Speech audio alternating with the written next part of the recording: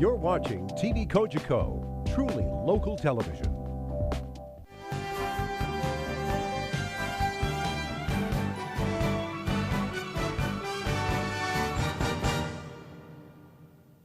Folks, if I can call this meeting to order. I think tonight's the first night in a long time that we actually only have 2 agendas tonight to follow. We will have a committee of the whole agenda to follow, and that will be followed by our council meeting. With that, I will introduce Councillor Frank Danch to say the prayer this evening, followed by Mr. Joe Longfellow to sing our national anthem. Councillor Danch. Eternal, Almighty and everlasting God, you have given us grace to acknowledge the glory of the eternal Trinity by the confession of a true faith and to worship the unity and the power of the divine majesty. Keep us steadfast in the faith and defend us from all adversities, for you, O Father, Son, and Holy Spirit, live and reign, one God, now and forever. Amen. O Canada, our home and native land, true patriot love in all thy sons' command. With glowing hearts we see thee rise, the true north, strong and free. From far and wide, O Canada, we stand on guard for thee. God keep our land glorious and free. O Canada, we stand on guard for thee. O Canada, we stand on guard for thee.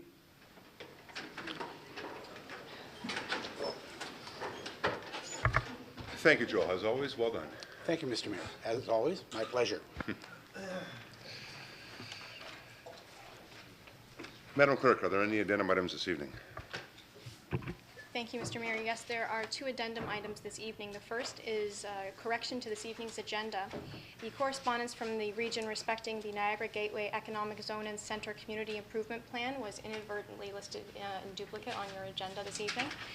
And in addition, I'd like to introduce item 27 on this evening's agenda. It was circulated this afternoon, and this item is a piece of correspondence from the Welland Heritage Council and Multicultural Centre dated May 27th concerning the status of Women Canada calls for proposal, and the correspondence and the associated recommendation are on your desks, and I'd ask that this item be lifted for separate consideration. Thank you, Ashley.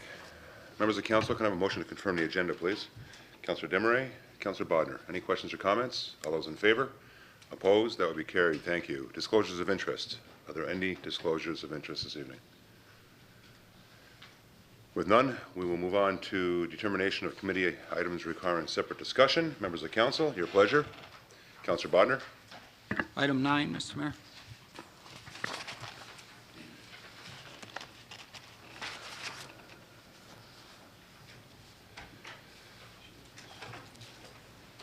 Councillor Desmarais. Items 1, 2, and 27.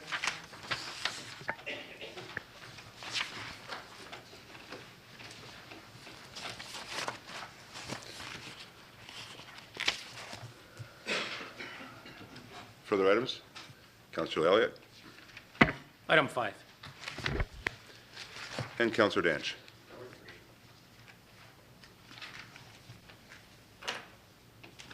Further items? With none, if I can entertain a motion to pass the remainder of the agenda. Councillor Danch, Councillor Kenny. Are there any questions or comments? All those in favor? Opposed? That will be carried. Thank you. We'll now move on to presentations. First off, we have Ms. Joanne Ferraccioli. Joanne, welcome. Joanne, as you know, is our Health Services Coordinator for the City of Port Colborne, and Joanne is here to introduce our Rural Medicine Week students.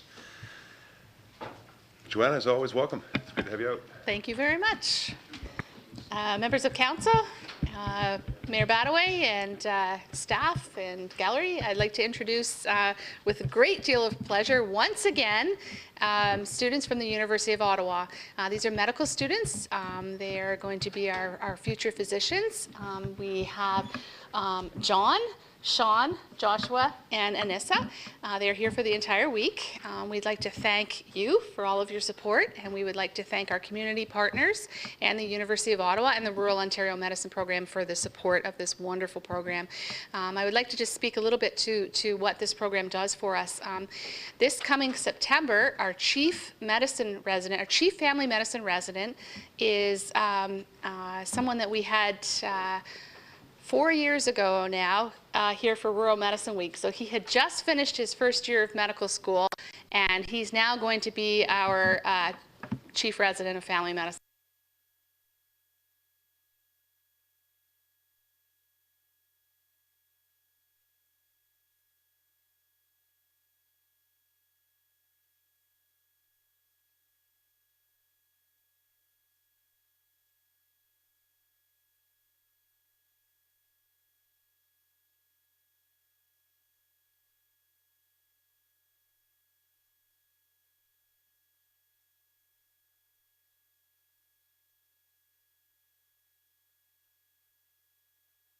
No? Well, guys, welcome. Welcome to the community once again. Thank you It's very good much. to see you again. Thank you very much. Thank you. Did you guys find your way around all right today? Yeah. No problems? Good. Good to see you again. And for the first time. Thank you. I heard you got in late last night. John, yeah. 10 o'clock? Yeah, that's what I heard. We'll phone it here, guys. We'll get a picture. We've got a Kodak moment here. How's that?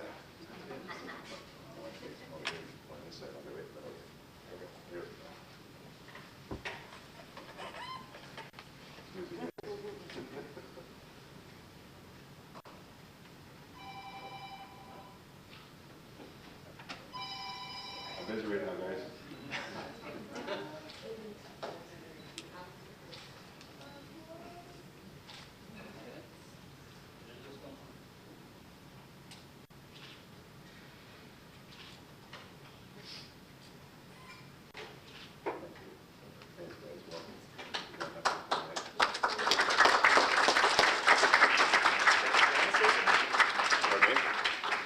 Yeah, go ahead. Go ahead. Hi, I would just like to extend a thank you to all of you guys for the wonderful welcome, Mr. Mayor, Council. Joanne has been really great. It's just a wonderful experience so far. I got to ride on the plane today for the first time. It was awesome. That's great.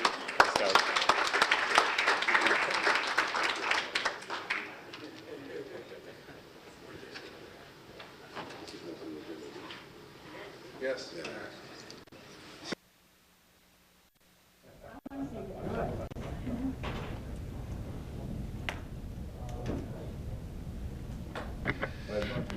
Members of council, I'm going to take this one really slow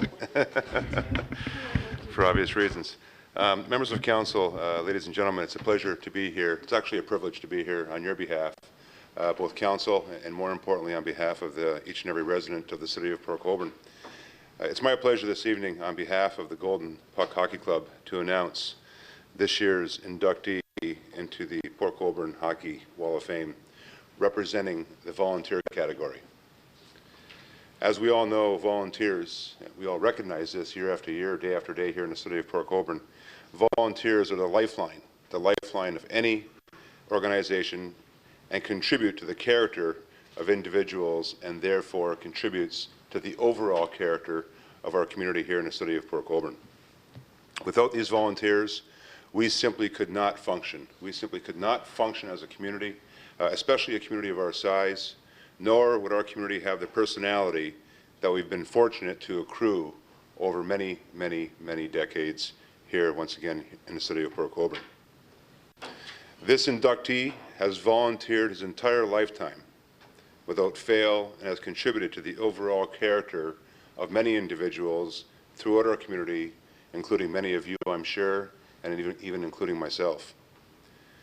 On behalf of each and every resident of the city of Port Colborne, members of the City of Council, as well as those that this individual has touched, it is my honor, in fact, it's my privilege, on behalf of you, to invite up Mr. Ray Bricky Levere.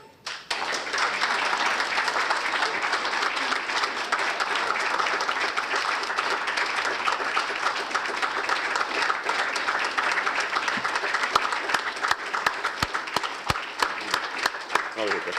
Over here. Bricky had no idea this was going on. Yeah, we got you, Brick. But it's my privilege, it's my pleasure to once again, on your behalf, express our sincere appreciation for all that you have done for our community here in the city of Port Colborne. Just a few things I do want to recognize Bricky for. Bricky, and we all know, it's not Ray, we all know Bricky is Bricky, although his real name is actually Ray. He really does have a real name. But born in Port Colborne on May 2nd, 1927, Ray contracted infantile paralysis, polio, in the epidemic of 1927. All through his childhood, he faced many, many difficulties, such as having a limp and needing a special pair of boot shoes. One is a size 5 with a lift, and the other is a size 7.5. But yet, never once complained. He loved the game of hockey, and even though he ached to lace up the pair of skates, he never bemoaned the fact that he would never be able to do so. Instead, he would hike down to White's Arena. I guess we all remember where that was, right? Right, Billy? Sure do. Sure do. Down to White's Arena and did what he could by becoming a member of the team as their stick boy, and held that and other many positions with many teams during his youth.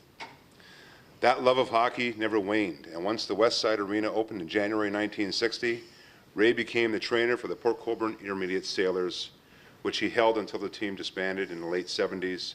In addition to being the trainer for the Sailors, Ray also operated the skate sharpening concession at the arena, I'll say forever, for many years.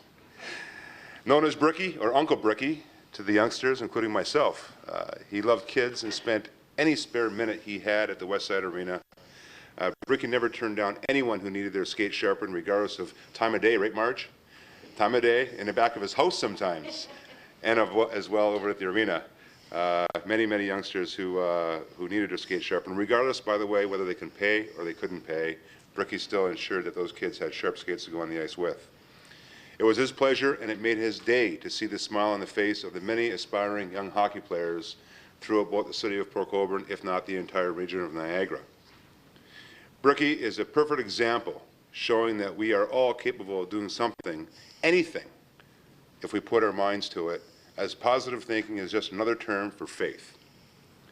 Our mind does have the power, ladies and gentlemen. We do have, in fact, the power in our minds that turn wishes into realities, and when the wishes are strong enough, nothing is impossible. And Bricky has proven that day after day to each and every one of us here in our community. I know firsthand of the positive impacts Bricky has contributed to our community here in the city of Port Colborne. Having spent as much time as I had in the arena, actually Bricky was the one that taught me how to sharpen skates, and actually gave me the ability to go in at my dad's sports shop back then and sharpen skates. But spent a lot of time in that little booth in the West Side Arena taking quarters and nickels and dimes with Bricky. Had given me an opportunity to really know firsthand the impacts that Bricky made to many individuals through our community. And I have to say this, I as well as many other kids, when we walked in that arena, had a smile on our face upon our arrival, just seeing Uncle Bricky standing there, and of course ensuring that when we went on the ice, we were going to be out there representing our community and with a vengeance. His constant encouragement sent a ripple throughout the arena that ensured we all understood that regardless of age, that when the going got tough, hey Brick, the tough got going. Yeah. And that was a saying that in fact was in the junior B dressing room, and I believe it was in the Sailors dressing room too, for many years. One thing Bricky always ensured that you remembered was that when you go out there, you're representing your city, the city of Port Colborne, as Port Colborne expects you to. Don't forget that. That was said by Uncle Bricky over and over and over. And that is exactly what kids all the way on up to adults did, in fact, do. We have a couple of former Port Colborne Sailors here. Mike Green I see out there. I see Wayne Tweedy and a few others. Jimmy Robertson. It's great to have you guys out here today.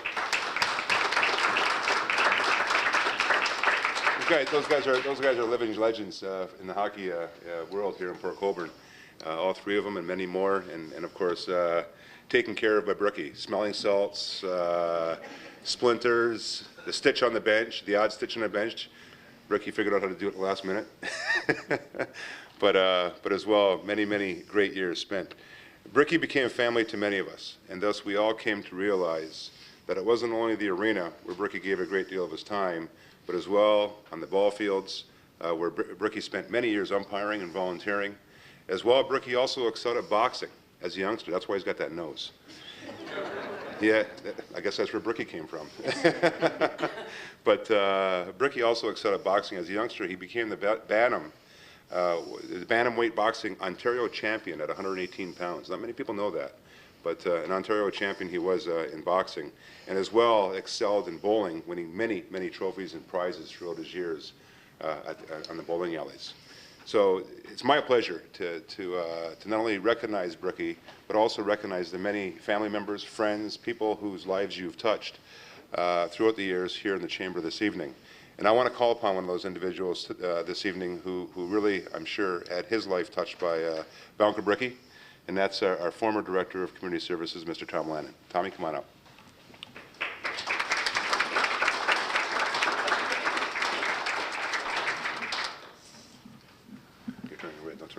Thanks, man.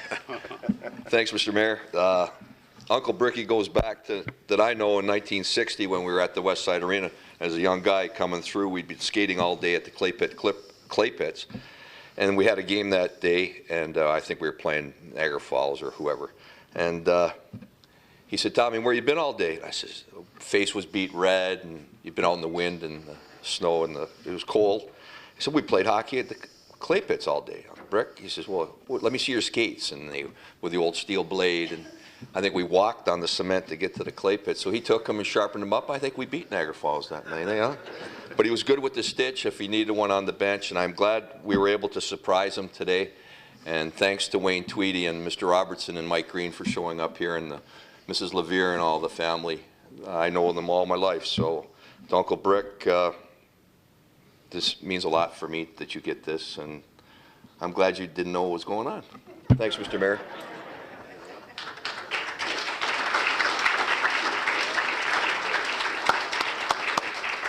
Thanks, Tommy. I have to present you with a few awards, Brookie. It's we have a plaque here for you to take home, but we also have one that's going to be going into the Valley Center, the arena, a place where I'm sure you'll still spend a whole bunch more time. We have to get you in that ski sharpening, behind that ski sharpening machine. No? But I do have, I just want to show you folks what we have here for Brookie. And this will be going into Valley Center on the Wall of Fame, commemorating all the years that Brookie had given to the city of Port Colborne. And I also have one here that Brookie's going to take home with him. But with that, you got your 10-minute speech ready? You got your 10-minute speech ready? No. No? Your acceptance speech? No. Before, and I am going to ask Brookie to say a few words, and while he prepares himself, I do want to, before we allow him to do that, as well as allow him to step down from the podium here. For those that are close to Brookie, we also came to realize throughout the years that all of which Brookie was able to do and become and contribute to the community had a great deal.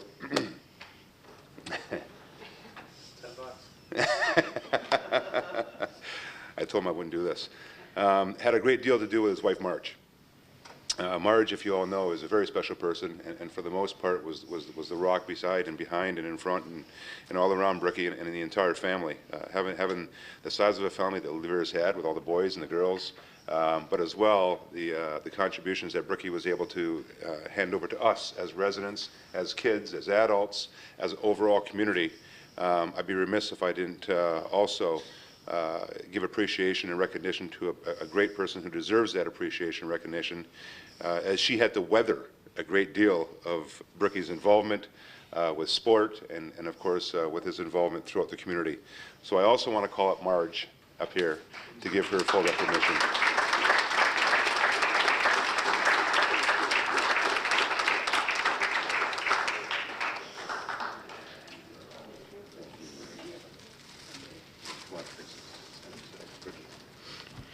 So it's my pleasure to give Marge just a small token of our appreciation, because by all means we want to thank you as much as we're thanking Bricky for all the contributions that you both afforded the entire community. Thank you. So with that, Bricky, the microphone's yours. I am really surprised, and if it wasn't for the people that helped me, I could never done it. Thank you.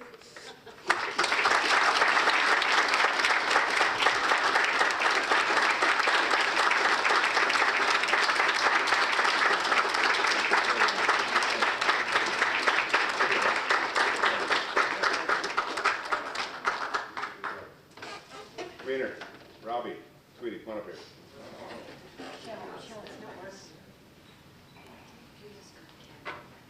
I gotta quit crying right now. She doesn't really happen after all that. I didn't realize you did all that, Bricky. Come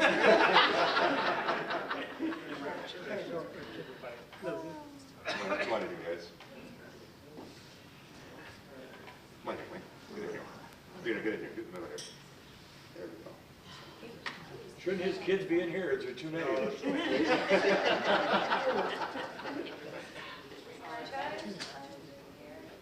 Can't wait to get the iPod.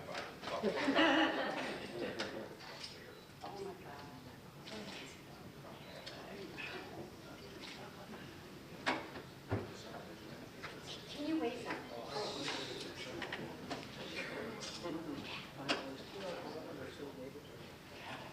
I've never got this much stress in my life, Bricky. I hang around you more often. You guys all set? Yep. Great, thanks guys, appreciate it. Bricky.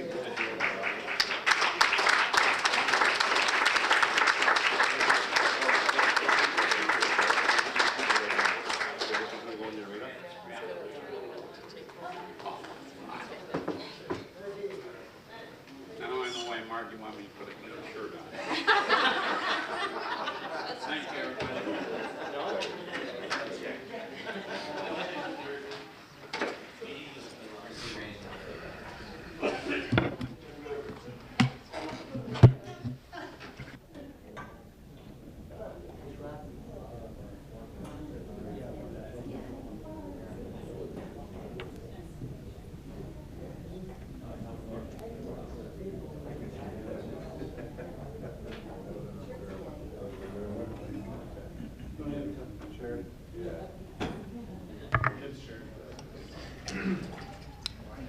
Councillor Kenny, did you have anything you wanted to? Pardon me? You're good? Okay.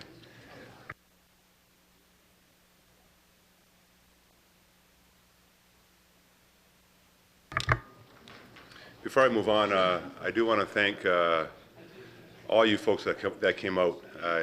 Bricky had no clue this was happening. He had no idea.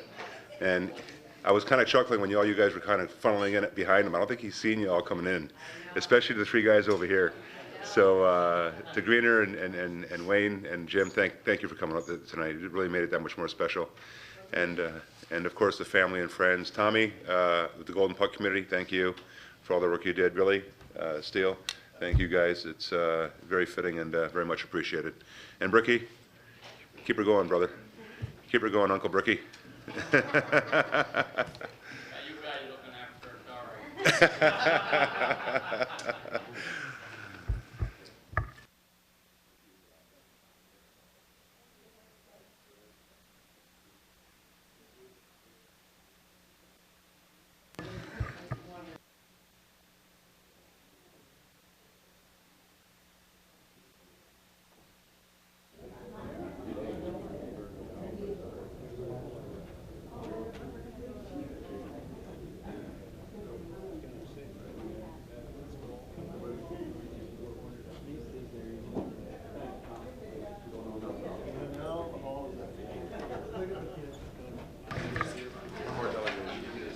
You guys really could stick around and watch the whole meeting if you want.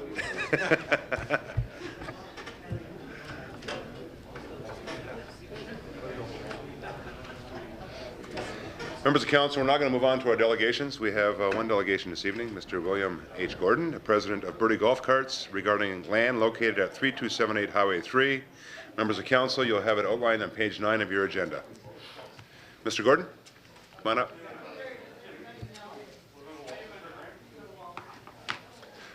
Once again, welcome. Thanks.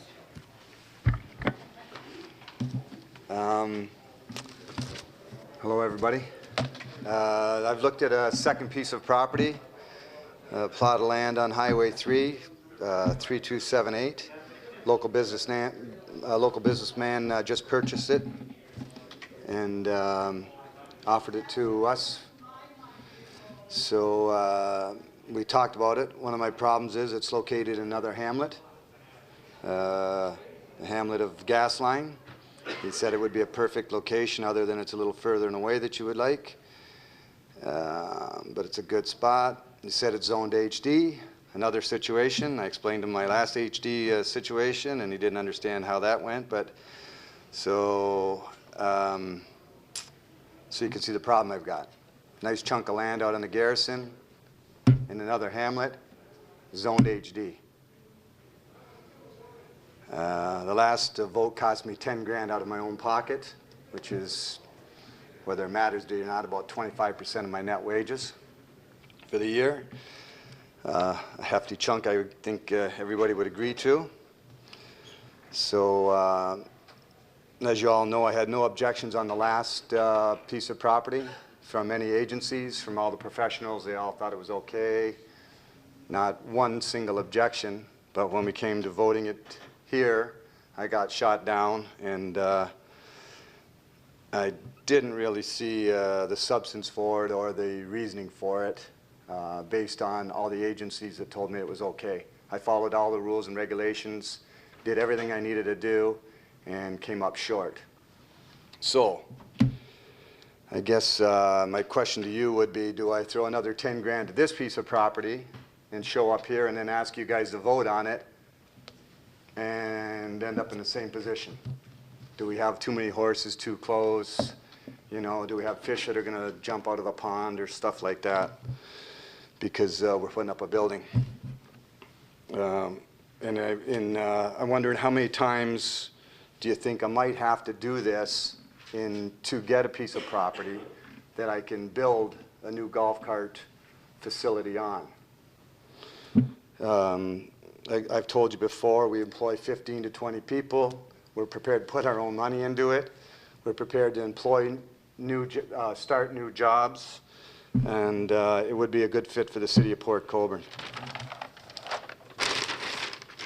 I know we're not a Walmart or a GM, but in Canada, 75% of all business employ less than 5 employees. 75%. And 95% employ fewer than 50 employees. And this sector is responsible for 80% of all new jobs in the economy. We fit into that sector. So, through you, Mr. Mayor, to any councillor that maybe can help me out and clarify this for me, what do I need to do to build this, and at what cost is it going to be to me? Thank you, Mr. Gordon. Mr. Howe? Your Worship, well, there's a lot of sympathy with Mr. Gordon's presentation. Council has 2 roles that you play. One is council of the municipality, but you also have a judicial responsibility under the Planning Act. You cannot make any kind of decision or provide Mr. Gordon with any kind of advice without thwarting the Planning Act provisions. And unfortunately, for me to put it that way, I know Mr. Gordon is not very happy with that, and the planner can speak to it also, but you can't judge or prejudge or provide Mr. Gordon with any advice as a council. It has to come through the planning process. The application has to be made, and I know Mr. Gordon's going to cough at the cost again, but legally you have no jurisdiction to do something tonight. Anything that you do or say tonight could, in fact, invalidate the process. And I certainly don't want to tell Mr. Gordon to do anything other than to get his own legal advice and to pursue whatever options he may have. The city Director of Planning may want to add to this, Your Worship, but you, as council, can't perform the judicial responsibility under the Planning Act that you will have if an application is made. Thank you, Mr. Howe. Mr. Aquilina? Mr. Mayor, thank you for the opportunity. I don't have anything else to provide that Mr. Heil hasn't mentioned. Great, thank you. Members of council, any questions? Councillor Kenny. Thank you, Your Worship. To you, Mr. Aquilina, I wrote you when we got the email that we were giving this presentation tonight. You told me that the property he was looking at has dual zoning. It has dual zone hamlet development to the north and rural to the south. How much of a cost, I guess it would be, involved for the proponent to go ahead and ask for a zoning change in order to accommodate his business? And OP amendment. Mr. Aquilina? Thank you, Mr. Mayor. Through you, the costs are the City of Port Colborne's application fee plus the regional review fee is approximately $4,100, give or take. Councillor? Further questions or comments, members? Councillor Steele? So in essence, with what the CAO said, the only option we have is to refer this to planning to go through the full process. Is that correct? Mr. Howe? You can't make any decision tonight. You have to refer to Mr. Gordon. He has to seek his own legal counsel and make his own decision about his investment. And that's all. You can't prejudge or provide any input. Okay. It has to go through the planning process. Okay, thank you. Further questions, members? Comments? With none, thank you, Mr. Gordon. So that would be it. I would basically go through this whole process again, show up in front here, and then if I got a couple people out here that are squeaking or squawking about it, it gets voted down and I'm out the money again. Is that how we see this? It's the same process you entered into the last piece of property. Really? And that's the best you got? That's under the Planning Act, that's all we have. Wow. Well, I went through the whole Planning Act. I went through the whole thing, and this is what we ended up with. Okay, in regards to the last zoning on bylaw amendment file number D1402-13, west side of Empire Road, I would ask that the next meeting of council on June 3rd, that the application be presented as it was applied for, less the trailers. I did not agree to the deletion of ATVs and watercraft, etc., or authorize it.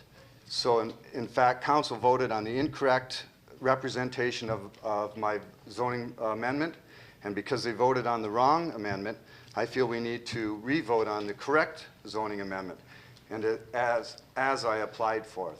The way I wrote it down, the way I applied for it, it came out different. I don't know exactly how that happened, but it was wrong. So we voted on the incorrect amendment. I'd like to vote on the correct amendment, and I'd like to be in the record as the way I applied for it. I don't want it changed, other than the trailers. I don't care about the trailers. If you want the trailers, you can have them. But that's what I would like to see Thank for you, the Mr. next month. Thank you, Mr. Gordon. And how do I find out about whether we're putting that on there? You'll find out in 2 seconds. Just Okay. Thank you for your presentation. I appreciate that. With no members of council with any questions, I will ask for 2 motions from members of council. First off, you can sit down now, Mr. Gordon. I'll ask for a motion to receive the presentation, please. Councillor Doucette, Councillor Elliott, are there any questions or comments to the presentation? All those in favor? Opposed? That will be carried. Mr. Gordon has made a request, and with due respect to that request, I would ask that members of council refer that request back to staff for a report back to council at the next meeting. Councillor Steele? Seconder? Councillor Bodnar. Are there any questions or comments to that? With all those in favor? Opposed? That will be carried. Mr. Gordon, thank you once again. Appreciate it.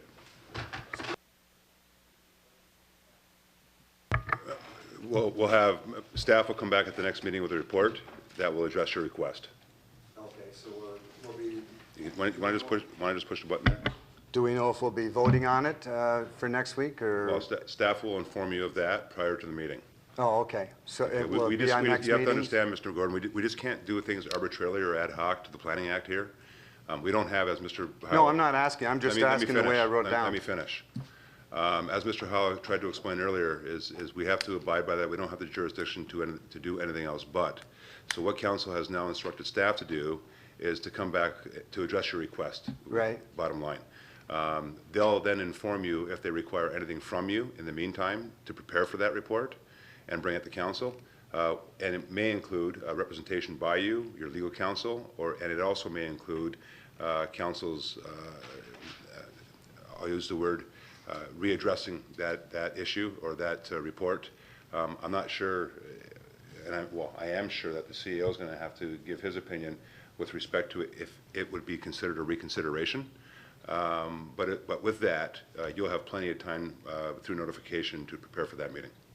Will we be able to get it on for next week? Will it be for the next meeting? Your Worship, next meeting is June the 10th, and I'm going to tell you under the Planning Act, the decision is made on the last appeal. If it was incorrect, it requires an appeal to the Ontario Municipal Board. I don't believe, and I will get legal advice on it, but I don't believe, Mr. Mayor, that you can reconsider the previous decision under the Planning Act. I would ask the planner maybe to further comment, but I don't believe a motion of reconsideration after the fact is permitted without public notice again. Okay, well, the question is, regardless of what the planner and yourself may come back with at the next meeting, which in fact may include what you just said, yes. Can it in fact be at the next meeting we can address this? Either way. Dan? Thank you, Mr. Mayor. What my report will do will be to answer the question by Mr. Gordon about the reconsideration of the report and the fact that the report was done in error and done incorrectly. That's what the report will be brought back to council. Okay, and if in fact there's anything required from Mr. Gordon, you would contact him and let him know that? Absolutely, Mr. Mayor. Okay, thank you, Mr. Aquilina. Councillor Bodner? I think I know the answer to this, but I have to ask it anyway. So if there is a reconsideration, then there would have to be due notice given to all of the neighbors again, just like in the original, right? So it's almost like the whole thing over again, I'm assuming. Everybody gets another kick at the can if indeed it comes up for another vote. Mr. Howe? I'm just asking that to some. Thank you, Councillor. Your Worship, I think, I don't want to give legal advice, but I think you would be required to give notice as it would be almost considered a new application. You'd have to reconsider it on the basis and provide notice. I can't give you legal advice on that. I will defer to the planner. It'll have to come out in that report. Will a decision be available on the June the 10th? I don't know the details, but I can tell you from my professional knowledge is that you're not going to make a decision to reconsider on the 10th. Thank you, Mr. Howe. Mr. Aquilina? Thank you, Mr. Mayor. What council obviously knows is that the application was turned down. As Mr. Heil had mentioned, the notice has been sent out of council's decision. I would instruct or mention to Mr. Gordon if he's unhappy with council's decision, whether it's with what council decided or the fact that the application was before council incorrectly, then his best recourse is to appeal that to the Ontario Municipal Board. Council has made their decision on this application. Thank you, Mr. Aquilina. Councillor Bonner? That's fine. Further questions or comments, members? So the answer to the question with respect to the timing is we can have it on the next meeting on June 10th? Mr. Mayor, I'll have the report back to council on June the 10th. Great. Thank you, Mr. Aquilina. So even though it was presented improperly, we still believe this is a matter for the OMB, even though it was done at this level. It was done by the City of Port Colborne. That answer will be available for council and yourself on the June 10th meeting. Okay. Okay? So how do we proceed on the notice that was served saying that decision was found by council that this amendment was not accepted? Mr. Aquilina? So there's a 20-day notice. Mr. Mayor, the notice of council's denial was sent out as per the Planning Act. Mr. Gordon and anyone else has the opportunity to appeal council's decision to the Ontario Municipal Board. If they're unsatisfied with the application that was before council was done incorrectly, again, that matter will be then brought forward to the Ontario Municipal Board for their consideration. Thank you, Mr. Aquilina. Thanks for your time. Thank you, Mr. Gordon. Members of council, thank you. We'll now move on, members of council, to my report. I have a brief report this evening having to do with some of the things that have been happening throughout the community and throughout the region. First off, I do want to start with the Niagara South Coast Tourism Association that Stephen and his department, as well as many others throughout the southern part of the region of Niagara, have been working on for quite some time. It was a pleasure of over 200 community-minded individuals last Thursday to usher in the introduction of Niagara South Coast Tourism Association. This association is the culmination of 5 South Niagara communities working together to cluster our individual destinations to create an additional brand for the region of Niagara to further enhance the overall Niagara brand within our region. We now have the ability to collectively inject the destinations of South Niagara into existing brands such as Niagara Falls, Niagara on the Lake, and many others that exist throughout the region, and will once again enhance the overall Niagara brand that has become second to none here in this great country of Canada. I want to congratulate and express my appreciation to Stephen, your team over at Economic Development Office, both past and present, to both the public and the private sectors that have come aboard to make this happen, as well as other municipalities throughout South Niagara, including the town of Fort Erie, the town of Pelham, the city of Welland, and the township of Wainfleet, as their commitment to ensure the longevity and sustainability long-term for this organization. I now look forward to the province's recently established Niagara Regional Tourism Organization, the RTO, to embrace Niagara South Coast Tourism Destination Marketing Organization, DMO, as they have with other DMOs throughout the region of Niagara. All of Niagara is now represented around the RTO table, and therefore a more robust Niagara can in fact be presented to the world. Members of Council will also recall a notice of motion that I had put forward at the region mid-2012, calling on the region to facilitate the implementation of One Niagara Transit System, and that a report would be brought forward and requested to be brought forward by the month of July in 2013. As an update, regional consultants have begun a governance review and have developed preliminary findings for governance and service delivery options. We expect a presentation tomorrow at the Transportation Strategy Steering Committee meeting to outline those very options. The intent beyond that is to then consult with all municipalities, all local municipalities throughout the region of Niagara, private operators, and transit unions to ensure all interests and expectations are taken into consideration before any decision at Regional Council is made. This will, in fact, be the basis of a report that will be before Regional Council mid to late summer. Ultimately, our intent is to accomplish the following: to increase mobility, to improve and enhance overall accessibility for residents of Niagara, to achieve long-term environmental, health, and safety benefits, to support economic development, in particular the link to employees and employers, to align with GO Transit and work toward a year-round GO Transit service that would link directly to a One Niagara regional transit service. And finally, to ensure a seamless transit infrastructure that our visitors, the tourists that come into Niagara on a daily basis, can easily access and move around the Niagara region. Finally, 2 last items. The City of Port Colborne is now part of a task force that will be working toward establishing a Welland Canal Fallen Workers Memorial. We will be working directly with the City of St. Catharines, the City of Thorold, our local MPs, and interested members of both the business and overall community to establish a memorial for the many that perished during the construction of the Welland Canal between 1914 and 1932. As mentioned earlier, the City of Port Colborne has underway and is involved in Rural Medicine Week. It's our opportunity, folks, to give not only appreciation to those students that we recognize this evening, but also to recognize our doctors and our physicians and those in our medical community this week that have been here for quite some time and some not so long. But to offer our appreciation. I had a few schools in here last week from DeWitt Carter, and Joanne had popped into the bottom floor.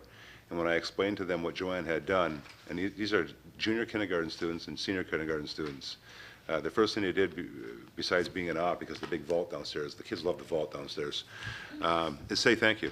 They said thank you to Joanne for all the work that she does to bring in those physicians, and I'm hoping that those various students are going to be sending some cards out to our physicians here locally to ensure they know firsthand how well they're appreciated.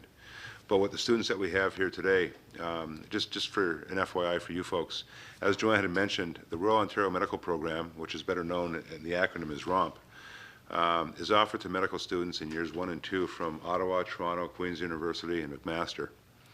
The ROMP Week is organized by the Royal Ontario Medical Program in conjunction with select communities throughout South Central Ontario, and Port Colborne being one of those communities.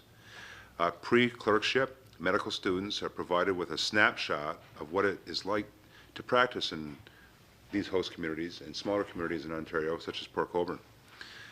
Through a variety of organized clinical rotations, trainees are briefly exposed to several specialties through a one-on-one module with physician preceptors.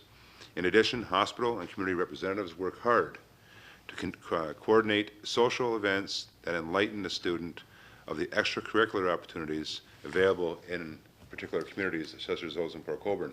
John mentioned about going up on a plane today, but B, as well as others, volunteers, as well as Joanne, have ensured that they've coordinated many other activities versus just going to work. They will see the falls, they'll see the wineries, they'll see some of the culinary destinations and restaurants that we have here in Niagara, but as well many activities happening here in Port Colborne and Wainfleet, the beaches, Shirkston Shores, horseback riding along the beach. We're going to make sure we get be on a horse again this year. But it's just a great time for the students to take part in the social events and extracurricular opportunities that are available within our community.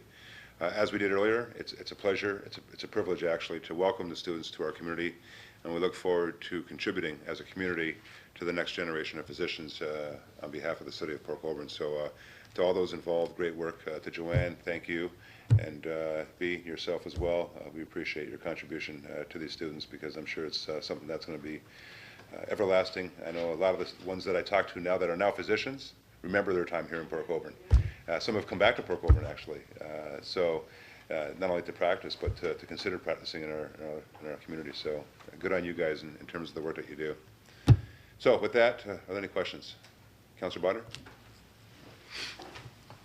Thank you, Mr. Mayor, and you touched on it briefly, but I think we should highlight that our local physicians actually do take these people in and you know, and during this week, teach them different things. So I think that that's important to give kudos to the local physicians, because it does take time away from you know what they normally do, and they do it gladly. But it is time out of their busy day, and I just think we should kind of highlight that part of it too. No, our appreciation goes up to them as well. Well stated, Councillor Bodner. Further comments or questions? We'll now move on to the Regional Council's report. Councillor Barrick is not with us this evening. Any questions or comments? I'd be happy to entertain those. With none, we'll move on to Councillor's items, new business. No Councillor's items, new business. Councillor Danch. Sorry, just a quick one there. A resident called me up today there. 725 King Street. He's got some issues with who's cutting the grass. Apparently, it's right next to the regional apartment buildings there across from the gallery. And for years, I guess the grass was getting cut. I stopped by today, and there's an area there, like, almost like a little bit of a road allowance, and it's about a foot high. And he's kind of talking about the south side of his home, and I asked him, I said, well, where's your property line? And he pointed to the ground, and he's 20 feet away from it. So I think we need to look and see who's cutting the grass there and maybe get him to move over a little bit. And he also had some issues with him behind. He was saying that, well, the city cuts the grass. Well, not necessarily. It could be one of our people that we hire to do this job, but again, I think it's the guys are going in with the bush hog and cutting it. So if we could take a look at this for this gentleman, I think you would appreciate it. I think we're about 20 feet short on cutting the grass there, and I know it's grass season, it's certainly growing, but if Chris and his staff could look after it, I would appreciate it. Thank you. Thank you, Councillor Danch. That was 795 King Street? 725 King Street. If staff can check in on that, and we'll... Through you, Mr. Mayor, to Councillor Danch, I'll converse with staff in the morning and just see who is responsible for which section, who's been cutting what, whether it's contracted or our own services, and we'll see to it from there. All we can do is ask, and thank you. Thank you, Councillor. Councillor Elliott? Thank you, Mayor. Two items. Through you to Mr. Hakeem. The RFP for the service provider for the marina has closed and there's no action. We haven't awarded it to anybody. Where do we stand with the RFP? Are we going back out, or what's happening down at the marina? Mr. Hakeem? We're just in the process of completing a report that we plan to bring to council for our next meeting. And that's the best I can say right now. Thank you, Mr. Hakeem. Councillor? Thank you, Mayor. I guess Chris is up next on this one. We finished the road work underneath Clarence Street between Steele and Fielden. I'm going to say Fielden. Are we going to leave the road the way that we patched it up, or are we going to repave the whole thing? Thank you, Councillor. Mr. Lee?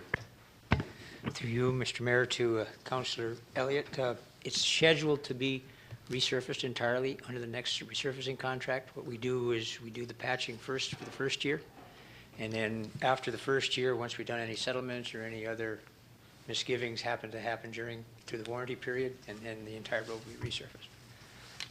Thank you, Mr. Lee. Thank you, Councillor Elliott. Any further new business, Councillor's items? If I can ask staff if they have any updates. Mr. Hakeem? Through you, Mr. Mayor.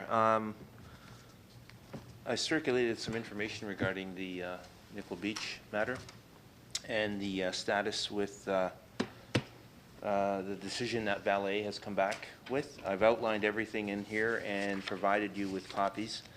And basically, they've cited their reasons for not supporting the council-endorsed agreement with Frog and Sauk at the moment. Members of council, you have the correspondence before you. I think everyone in the chamber does, including the media. And it outlines the decision by Valley to not support the direction of council to look at providing additional amenities for and available on Nickel Beach by utilizing the contractor. I'm going to open up the floor for any questions. I'm sure there's a lot of questions, and obviously concerns or statements, but I'll reserve those for now. But I do have Councillor Desmarais first. Thank you, Mr. Mayor.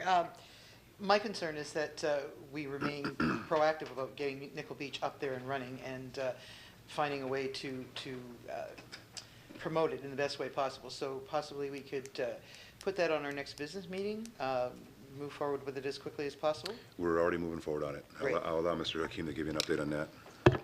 Actually, with this in hand, and even prior to this, we already had the wheels in motion in terms of preparing the beach and getting it open as per status quo. And again, I've outlined all the dates and information that we're pressing ahead, making sure that the beach is going to be open to the public and made available with all the amenities and services. And we'll certainly press on with the marketing and perhaps promotions that we'll certainly address to, heighten the awareness of Nickel Beach. Okay. Just on that, Councillor, I think we all recognize the desire by council to move forward with creating more of a destination for Nickel Beach and the surrounding area, especially with the waterfront CIP that we're moving forward with. And of course, with that said, there's a lot of recommendations and changes that may occur and happen on Nickel Beach. I think in fairness to Valley, I think it may have caught them all at once and caught them by surprise. They do have some legislation that they have to abide by with respect to the Mining Act, as well as other intricacies of the agreement that we wanted to move forward with. And with that said, our intent with Harry and with the team here is to sit down with Valley, which they've invited us to do, and really go through what some of those ideas are with them. Let's face it, although we're gifted the beach through an agreement with them, we still don't own the beach. They own the beach. And we've been running it for the better part of the last, many decades, since 1922. That was when my business opened up. But 91 years to be exact. But with that said, there's some desires there, there's some changes there. So I think in fairness to them, it's a matter of us now sitting down with them to go over those. Is it going to happen overnight? We hope so. Is it, realistically, probably not, but we're still going to work to that end. And again, we truly want to create more of a destination. You know, you just look down the road at Shirkston Shores and what they've done. And we want to do the same more from the public side to give people access, more people access to the public beach with more things to do. So I think by us sitting down with them, I'm very optimistic. Mr. Hakeem? Yes, through you, Mr. Mayor, to members of council. Actually, with all due respect, we are continuing with discussions with Valet on all those points, echoing the mayor's words. In fact, I think our first meeting is June 26th, so it shows the goodwill in terms of us and them getting together to hammer out some of the proposed ideas that were presented to us. And I think they're very receptive to working with us. And I think we're just basically going to turn over a new leaf and try and put things in there that are going to allow us, and certainly allow this community to showcase Nickel Beach. Okay, thank you. Further questions? Councillor Elliott? Thank you, Mr. Mayor. I'm just going to try to see the part where it refers to the Mining Act. And give me a second because it all came in real quick. If I can remember, it did say that the Mining Act, it prevented them from allowing alcohol sales on the land. Is that the part that I read? Mr. Hakeem? That was, go ahead. Through you, Mr. Mayor, to Councillor Elliott, yes. Okay. I guess it's an open council, so we get to talk about pretty much what we want to talk about. I don't know how we supersede the Mining Act if the property remains in the hands of Valet and they're under the Mining Act. How you can get around that to allow sales of alcohol on the beach. So are we looking for direction to staff to enter into a discussion with Valet for something other than a lease? Is that what we're going to go for in this meeting? I don't want to put it out there, but this is what we're talking about, and it's an open session, so I don't want to put cart before the horse. But if that piece of land is subject to the Mining Act, before we can do anything, apparently we're going to have to get some changes to that. I can't see any way around that when their lawyer cites that in his rationale for declining the use of the beach. Is there another way that you can get around that legally, or I'll throw that out to staff and give me what you got? Thank you, Councillor. Well, a few things. I think ultimately the last thing staff wants to do this evening, and I don't want to put words in their mouth, but is to in fact supersede, or as you say, put the cart before the horse before they actually have those discussions. But I want to be clear. You know, this proposal that has been presented to us isn't contingent on selling alcohol on the beach. Although it's a small component of the overall proposal, the proposal included a myriad of different activities that were going to be made available on Nickel Beach, activities that included volleyball and soccer and kids activities and family activities and water activities, and just, again, a myriad of different activities to really complement this area of the city, Nickel Beach, being a destination for activities other than just showing up on a piece of sand, and we all know what the activities then entail after that. So it's very difficult to anticipate what options can be made available to us by Valley, but I think the first part is that the first order of business is to get the beach open. June 1, which is council's policy, is to open that beach up, make sure that it's, as it has been every year, available to the public with the same methods and the same ways and the same staff that we've had there as last year, and to operate in that same fashion. Beyond that, with council's desire to make it more of a destination, it'll be a discussion with Valley that we're going to have to look at all the options based on all the amenities that the proponent has brought forward to council for our consideration. Okay? Go ahead. One quick other thing, too. In the lease, it defines that the property is to be used for not-for-profit, that basically what we charge for admission is supposed to go back into the maintenance of the beach itself without a third party being involved. I guess my question is, did we have access to the lease prior to entering into a discussion with Frog and a Sock to lease the beach? And if we had the lease, and it spells it out pretty clearly that you can't sublet it to somebody else, why the discussion with Valet wasn't prior to entering into a lease agreement with Frog and a Sock? If we didn't have a copy of the lease, why didn't we? Because, I mean, when Harry sent us the copy of it, you read down the first couple of pages and it says pretty plainly, you can't sublet it to anybody else as a for-profit company. And why we put the cart before the horse and went and agreed to something when it states it in black and white that you can't do that, why did we not know that? Mr. Howe? Following precedent, Your Worship. It's been done in the past, and we didn't see a lot of difference on this one here. Things have changed in Valley, and that's all there is, because we have done it in the past. Thank you, Mr. Howe. And although you're trying to be politically correct, maybe I won't be. At the end of the day, we have entered into these arrangements when it was INCO, we entered into the arrangement with, as you may recall, and members of council that were here will recall, we entered in with the Junior B Hockey Club. We had a commercial enterprise there with Fulton Enterprises with the canteen. We've had different events there. We had Sunsplash there. We've had soccer there. We've had volleyball there. We've had bands there in the past, and all supported back in that day by INCO as a very fine community business partner. With that said, we've also had other groups, third-party groups, look after the beach. I remember the two ladies that looked after it one year, the two young ladies, or two ladies that were from the area, and we had the former, or the not only the Port Colborne Sailors, but also the Port Colborne Pirates Junior B Club look after it one year.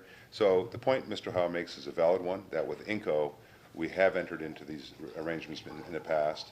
With commercial enterprises, we have entered into these arrangements in the past. And with other activities, we have had these arrangements in the past that was fully supported by INCO at the time. These two agreements do go back to 1922 and was renewed in 1977 and hasn't been touched since. So, you know, the optimism that I have along with staff is to, well, maybe this is a prompting for us to relook at the agreement, look at the obvious updates the agreement might need, as well as the options that might present themselves to once again enter into a partnership agreement with Valley, as we had in the past with INCO, to ensure that Nickel Beach becomes more than it is. It becomes more of a regional destination. Especially, and I think it's ironic that we have the Niagara South Coast Tourism Partnership, which depends on destinations like that to make ourselves that much more successful in the future. Mr. Howe? Your Worship, I certainly don't want to paint a bad picture. Valley is very interested in working with us. Their lawyers right now are looking about trying to find ways around the Mining Act also. Some of those things, it's not that they put the brakes on because they wanted to. It's because of their legal problems and their legal issues, as the mayor has noted. So I don't want, in particular for the press, to paint a bad picture here that Valley's a bad bunch. It's not. They're going to work with us. They've told us that, and they're very amenable, and we know that we will be able to do something. Thank you, Mr. Howe, and hence the optimism. Yeah. Councillor? Yeah, I don't want to, by all means, I'm not saying Valley's in the wrong. Obviously, they're protecting themselves. That being said, with all that we've got before us, is it direction that staff is looking for when they want to go negotiate with Valley? Where do we stand and how do we approach? Are we just going to negotiate with Valley for the allowance of Frog and a Sock? Are we going to massage and look for a change in the lease for anybody else should they not come back? There's some comments made by their legal department with regards to the proponent. Do we have to go back to the proponent and say, here's comments by Valley, you have to change your situation? Where are we going with it to allow it to happen? I mean, there's a whole lot of different parameters that are going to come into effect. So where do you start? What's our goal to specifically allow frog in a sock? Or is it just going to be a generalized agreement that will allow maybe not specifically them, but maybe another proponent who may come forward if frog in a sock is not appealing to them, to valet? Mr. Hakeem? Through your worship to Councillor Elliott, we're actually dealing with that. We met with Frog in the Sock and actually shared the content of the correspondence, so they're well aware. And they're certainly motivated, actually, you know, given the fact that the news wasn't forthcoming for their benefit. But we're certainly working with them, and we're going to do as much as we can, taking the proposal that they provided us with the activities, the level of candor with valet is going to be much higher, and certainly we're going to be more aggressive in terms of trying to put in those things such as for-profit opportunities. So we don't want to limit ourselves. So we want to work within the boundaries as much as possible and certainly keep council apprised as we narrow down. But right now it's a bit more fact-finding with them on the 26th as far as what information, and we've provided as much as possible to valet at this point. So we're fairly confident that we can probably come back with something that's going to be quite comprehensive. Thank you, Mr. Hakeem. Mr. Howe? Your Worship, our intention will be to explore all options and bring them back to this council. Thank you, Mr. Howe. Any further questions or comments? Members? As I stated earlier, there's some optimism here. I think it's just it's business, and when there's changes, and especially when you're working with agreements that go back to 1922, it can become somewhat tedious, but it is what it is, and we'll deal with it. And like I said, I think I have some optimism here. Valley is a great company, and they've proven their willingness to partner with the community in other projects. So I'm hoping that the same will be held with great deal of respect with this project. And Harry, great job. I know it's been tedious on your part, but let's just get that beach open. June 1. Through your worship, we're on track and on time for the beach to be open, so we're in good shape that way. Okay. This weekend? June 1st, correct? Yeah. Which will be Yeah, Saturday. that timetable, that timetable is on track. There's no question there. Thank you. Good, good. And just for the information, for those watching on COGECO and those in the media, just want to make sure that we emphasize the fact that the beach will be open just like it always is every year. This whole project that we're working on right now is simply a project to add value to the beach for added services, amenities for those that would otherwise frequent the beach. But right now, we're status quo, and we'll be open for business as we always are every June 1st this Saturday. Councillor Demery? Thank you, Mr. Mayor. Just a quick question that I'd forgotten to ask, but when you said status quo, it triggered my memory. Considering that Frog in the Sock is not necessarily going forward at this moment, are we going to be going back and offering seniors rates for the season pass? Because I know I'm going to get that question. I might as well get the answer. Thanks, Councillor. Mr. Hakeem? Through your worship to Councillor Demery, everything goes back to status quo. So whatever our fees were, everything that's been approved by council is going to be implemented. So there's no change there. The only change we're hoping for is the $25,000 deficit that we run every year. Councillor Heil. Oh, I'm sorry, Mr. Heil. Councillor, you've been promoted. Really? Mr. Heil. Or demoted, I should say. Your Worship, one thing I want to note, if we can, is that the beach is always open to pedestrian traffic. For free. For free. Even last week or May 24th weekend, when it was a beautiful weekend, people can go on that beach. It's never ever really closed. It's closed for parking, and that's the key. The parking is what the issue is, and part of that is for the safety of the vehicles.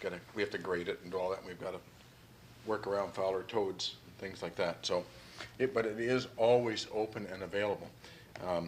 Just as information, I know everybody says it's closed. It's really not closed. It's always open. Thank you, Mr. Howell. That's a great point. Okay, with that, are there any other updates from members of staff? Everybody's good? Members of council, no new business further? Okay, we'll dive right into well, first off, we'll do the adoption of the minutes of the 30th the 13th meeting regular of Committee of the Whole dated May 13th, 2013. Mover and seconder, please. Councillor Steele and Councillor Elliott. Any questions or comments? All those in favor? Opposed? That will be carried. Thank you. We'll now consider the items that were lifted by members of council. We're going to start off with item 1. Councillor Desmarais. Thank you, Mr. Mayor. Whereas the Canadian population is growing older, bringing an increasing pressure on governments and companies to provide initiatives that enable and encourage older workers to remain in or return to the workplace. And whereas many retirees are returning to the workforce due to the need for extra income or needing to add purpose and fulfillment to their lives, or in an effort to remain socially connected to their former colleagues. And whereas attempts to return to work or continue working in a different capacity require access to training and appropriate job opportunities. And whereas the Government of Canada program known as the Targeted Initiative for Older Workers, aged 55 to 64, is cost shared with the provinces and territories and provides employment assistance services such as resume writing and counseling, and improves participants' employabilities through activities such as skills upgrading and work experience. The provinces and territories design and currently deliver projects aimed at unemployed workers, older workers in communities which have a population of 250,000 or less and are experiencing ongoing high unemployment and or have a high reliance on a single industry affected by downsizing or closures. And whereas the current parameters limit access to this valuable employment assistance in most communities, now therefore the Council of the Corporation of the City of Port Colborne resolves as follows, that the City of Port Colborne urge the Government of Canada and the Government of Ontario to change the eligibility requirements for the Targeted Initiative for Older Workers to allow access to all unemployed older workers, and that service is delivered locally. And further, that a copy of this resolution be forwarded to Malcolm Allen, MP, Cindy Forrester, MPP, the Honourable Lisa Raitt, Federal Minister of Labour, Yazir Naqvi, Provincial Minister of Labour, and the Association of Municipalities of Ontario. Thank you, Councillor. Do I have a seconder to that recommendation, please? Councillor Steele. Any questions or comments? Councillor Desmarais. Thank you, Mr. Mayor. This motion actually came out of the work being done by the Seniors Advisory Committee. One of the things that we've noticed is that there's an increasing pressure on older workers to return to the workforce, especially in situations where people are relying on just a pension income. It's very difficult for some of them to go forward. And for the other reasons mentioned as well, needing the social outlets and that sort of thing. Unfortunately, there are not, other than the targeted initiatives for older workers, there are no programs available to have these older workers go through a retraining experience or get aids in looking for employment that fits an older worker, because there's a different type of employment needed. So we're asking that the one program that is out there be changed to allow that these older workers to access it, and hopefully that this would provide a little bit of a stimulant for those levels of government to look and see what's truly going to be needed for the future, because this population truly is aging. And there will be older people in the workforce much longer. So other programs are needed, and hopefully this will provide that stimulation. Great. Thank you, Councillor. Any further questions or comments? Councillor Elliott. Thank you, Mayor. Through you to Councillor Desmarais. When it says all unemployed older workers, is it you want to change to the defined age bracket that they've got, 55 to 64? Is that what you're looking for? Thank you, Councillor. Councillor Desmarais.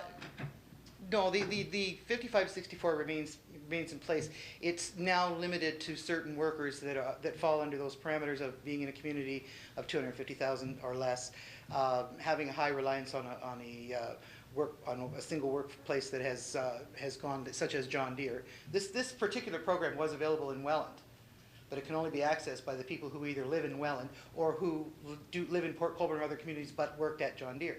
That is not helping other older workers. So that's what we're asking, that it be taken, those parameters be changed. Thank you, Councillor. Further questions? Comments? With none, your pleasure to the motion. All those in favor? Opposed? That'll be carried. Thank you, and thank you, Councillor Desmarais. We'll now move on to item 2. Councillor Desmarais.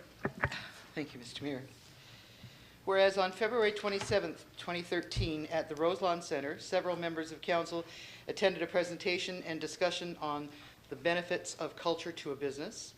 And whereas council's past strategic planning documents entitled Sailing into the Future and Vision 2020 contained recommendations to enhance and develop cultural and arts initiatives, several goals and objectives have been completed.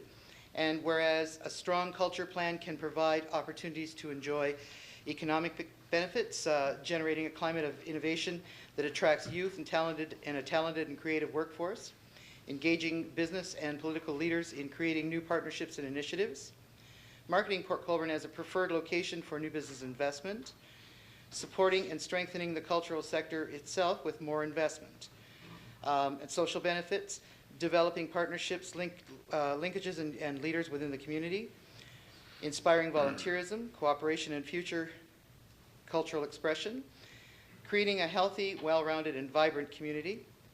And whereas the City of Port Colborne has addressed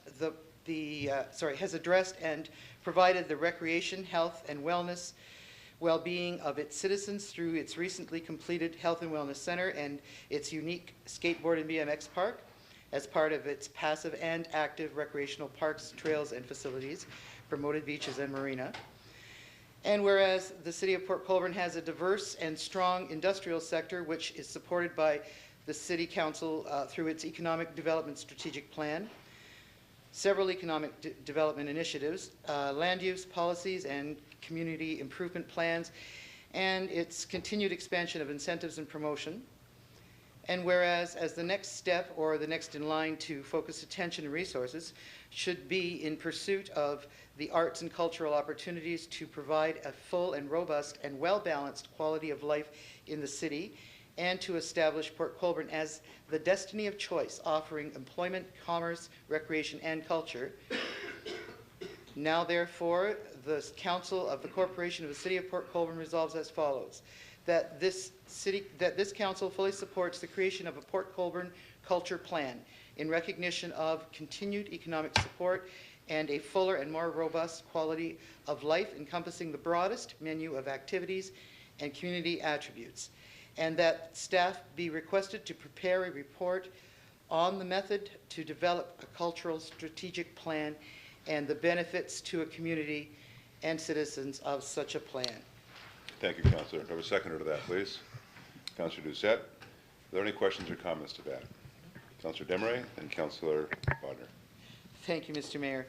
Okay, obviously this need for a culture plan arose out of the battles with Roselawn and trying to save the theater and looking at the one hole that exists within the city. Everything else seems to be taken care of. We have taken care of as laid out in the motion.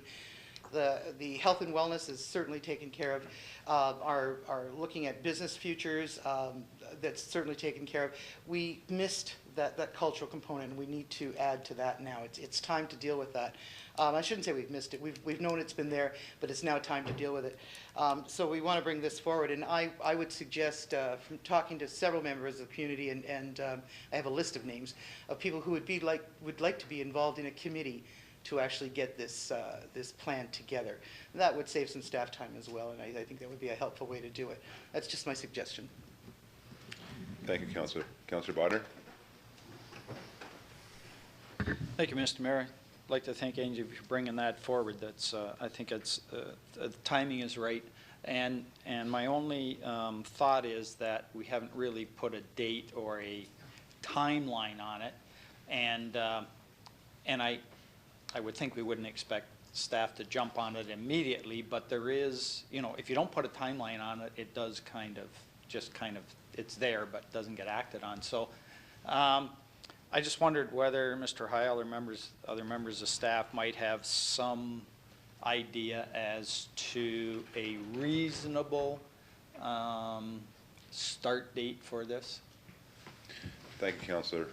Before I ask Mr. Heil to comment on that, would members of council think it would be appropriate to actually involve members of the arts and culture community? I know at the region, when we put our strategic plan together, our cultural strategic plan together, Councillor Joyner, who's the mayor of West Lincoln, chaired that committee, and really felt it was important to include members of the public that were involved in the arts and culture community, and came forward with a plan. And therefore, when it was brought, it was, as you mentioned, you used that word robust in here, it was very robust. That included everything, and we didn't have to go back and forth and back and forth and back and forth. So I'm just asking, and I'm wondering, Councillor Desmarais and Councillor Bodnar, the two movers of the motion, if in fact it would be appropriate to possibly even bring the folks that you're working with right now with Roselawn, Bill Thomas and those folks that are the Friends of Roselawn, into a committee setting, to then work with staff, with Harry. I'm sure that's who would be delegated to within staff.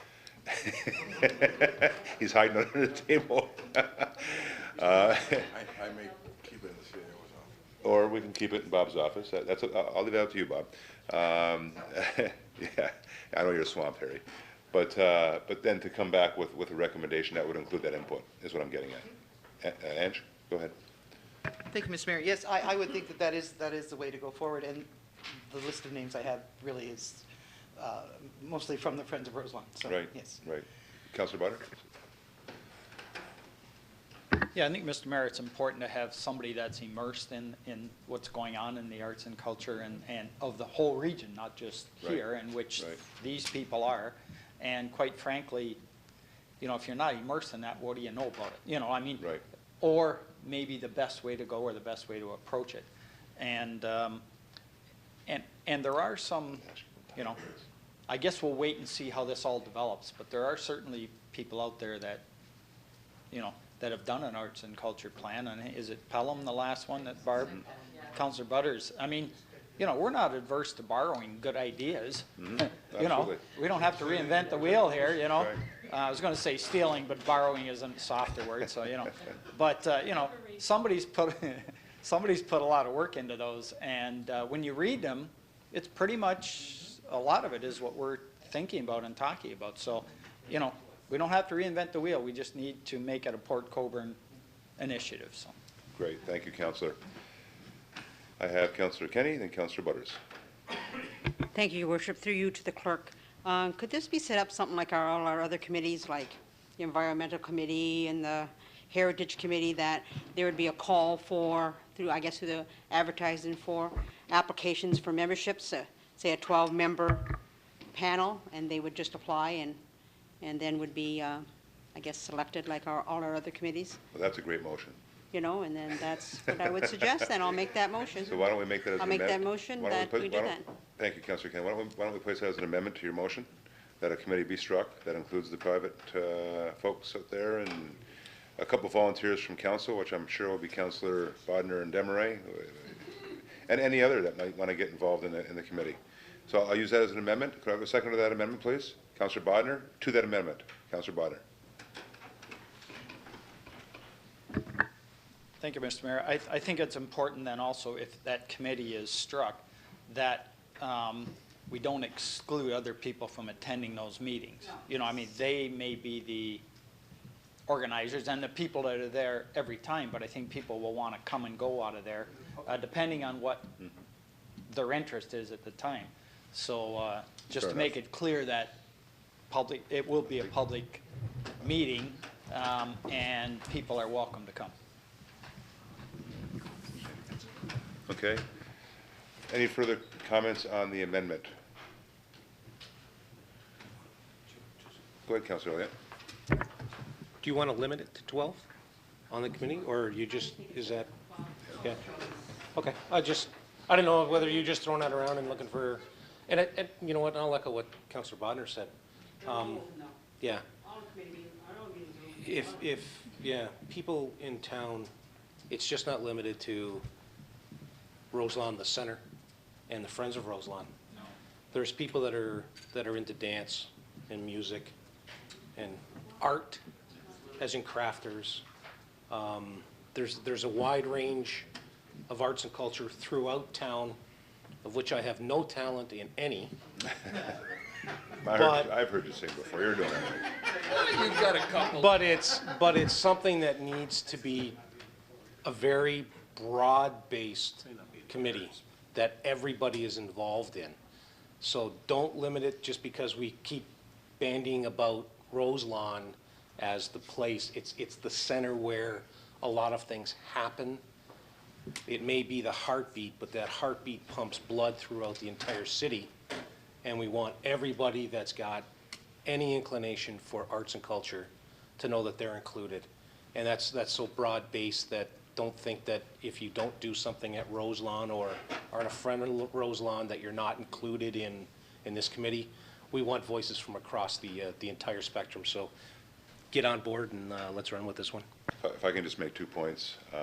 One, I would recommend that we ask Ashley to come back with the structure of the next steps with respect to a committee, how many people. As well, all committees of council are open to the public for full participation, albeit you have a core of individuals that are there that give their time week, sometimes months, or after years. Yeah.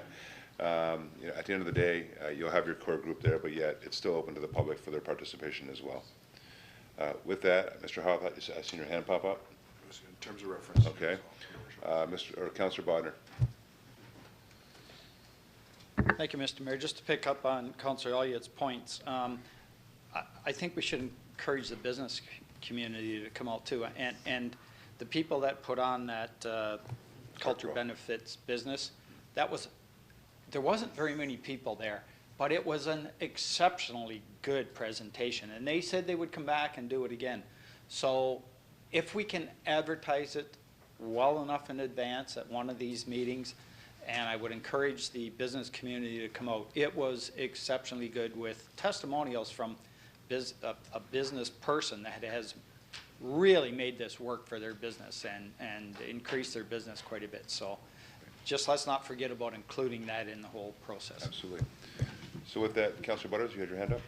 I did, but Councillor Bonner brought it up. Okay, thank you. So, sorry. So the amendment is asking for Ashley to come back with the terms of reference and a report outlining creating a culture committee. Then hopefully at that meeting we can bring some names from council forward, and then of course we would advertise publicly for names from the public and create that committee to then move forward with exactly what this main motion is actually asking for. Fair enough? Great. So to the amendment members, all those in favor? Opposed?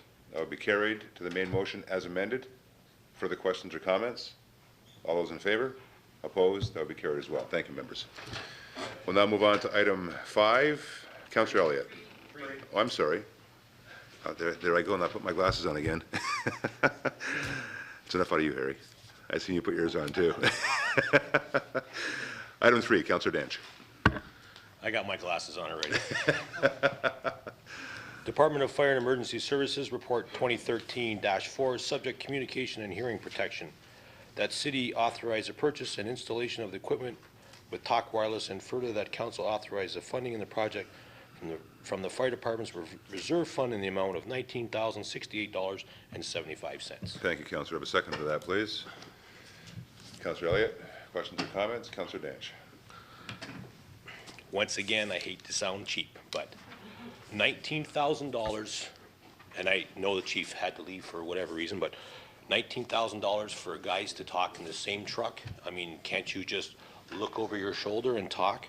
I find this to be an unreasonable request and far too expensive. The fire trucks have speakers all over them. As far as hearing protection, these trucks are all newer.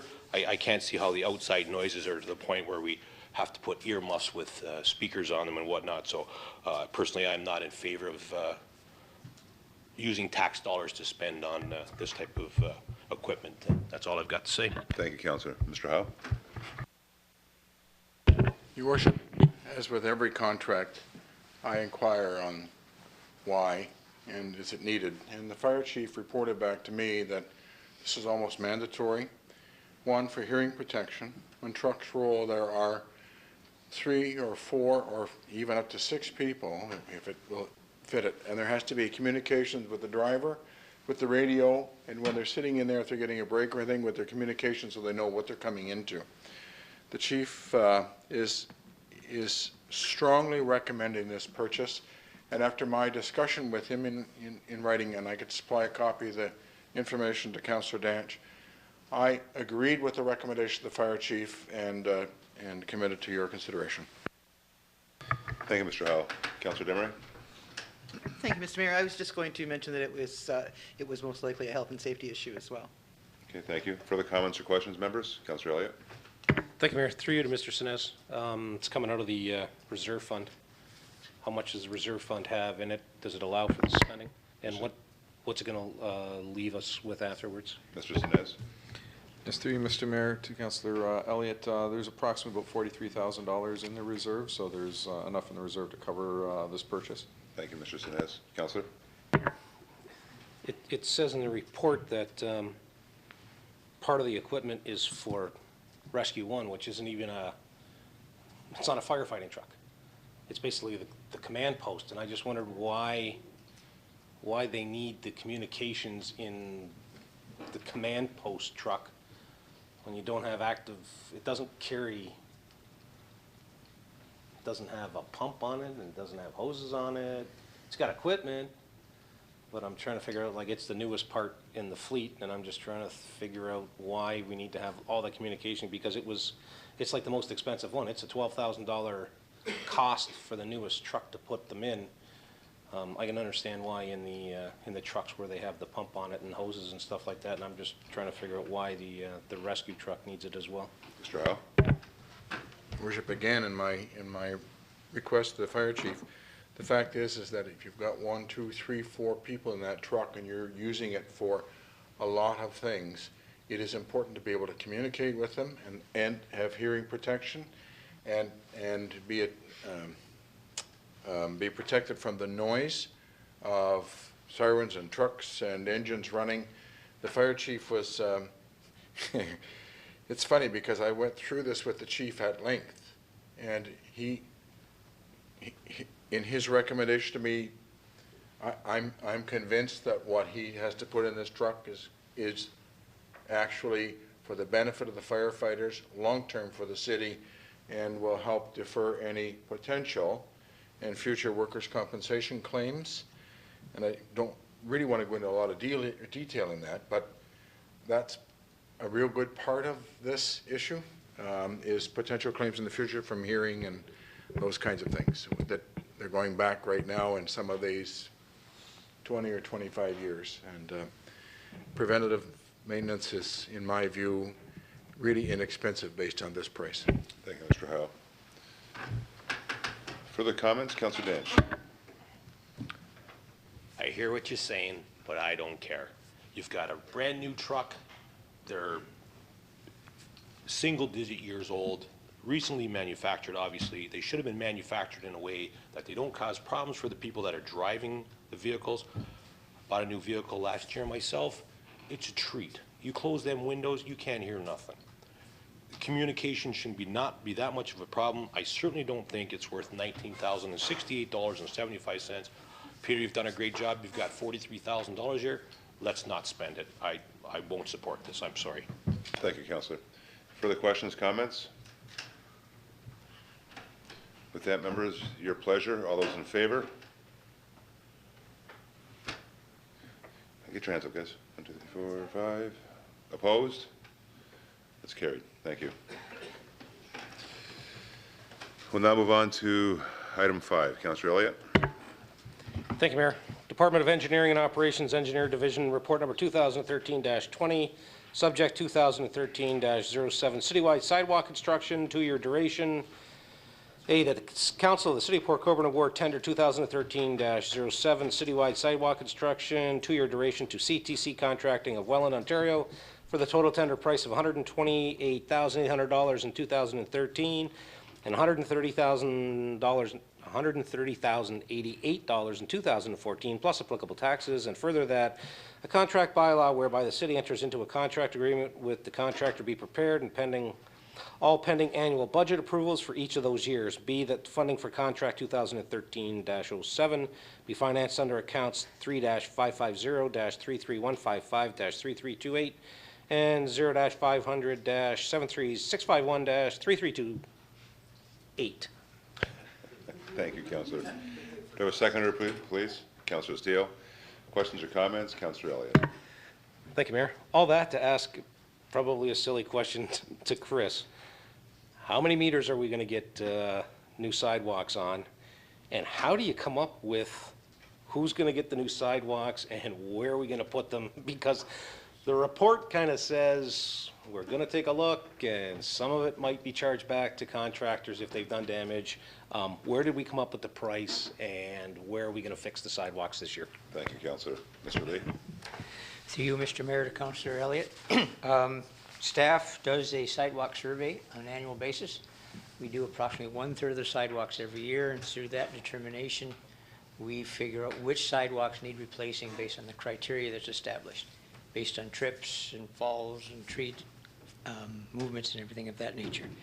That being said, to answer your first question about how many meters of sidewalk under the current pricing, that'll be somewhere in the vicinity of 1,200 meters, so 1.2 kilometers of new sidewalk would be replaced under these budget figures that are given, which does not include any of the works that will be done and charged back to the utilities, whether they be sewer and water main repairs that are not covered under the sidewalk repair, but actually are billed back to the sewer and water account that caused the damage, or to one of the other utilities, Canadian Niagara Power, Enbridge, or whomever went in and did some work and then caused damage to the sidewalk, which we then repair and then charge back that utility. Thank you, Mr. Lee. Councillor? Do we have a list of the sidewalks we're going to repair this year, just in case we get phone calls from constituents that want to know, hey, that sidewalk out in front of my house has been a trip hazard for the last 5 years, when are you going to come and fix it? Do we know where we're going? Mr. Lee? Yes, you, Mr. Mayor, we do have a list that's being prepared now to finalizing it. Staff is just actually started going through it this week. And now that we have the dollars and cents, hoping that this resolution passes. And the list will be generated in the next week or so, and then we will be able to forward that off to any member of staff, of council, I should say. Thank you, Mr. Lee. Councillor, that's fine. Further questions, comments, members? All those in favor? Opposed? That will be carried. We'll now move on to item 9. Councillor Bodnar.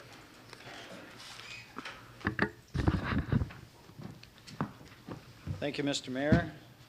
The Council of the City of Port Colborne approves the proposed hamlet sign design as presented in attachments 1 and 5, and that the Council of the City of Port Colborne approves the proposed 8 hamlet sign locations as shown in attachments 2 for Shirkston, attachment 3 for Gasline, and attachment 6 for Bethel.